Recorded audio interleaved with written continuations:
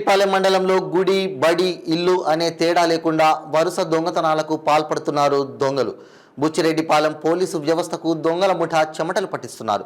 బుచ్చిరెడ్డిపాలెం మండలం సాల్మన్పురం గ్రామంలో సాల్మానమ్మ దేవస్థానంలో గత రాత్రి దొంగలు ఉండి పగలగొట్టి సుమారు 15,000 రూపాయలు అపహరణ జరిగినట్లు దేవస్థాన కార్యనిర్వాహకులు గమనించి పోలీసులకు ఫిర్యాదు చేశారు.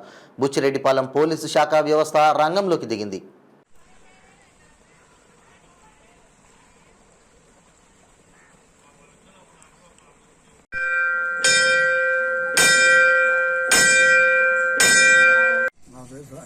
రెడ్డి సాల్మన్పురం పెనుమల్ పంచాయతీ.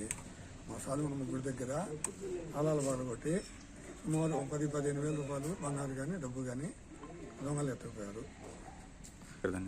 ఈరోజు ఉదయం 6 గంటలప్పుడు పోయేసి పగలగొట్టడం చూసాం. ఇచ్చాం పోలీస్ సమాచారం ఇచ్చారు. వచ్చిపోయారు. మళ్ళీ రిపోర్ట్ ఏమంటే ఇచ్చేది.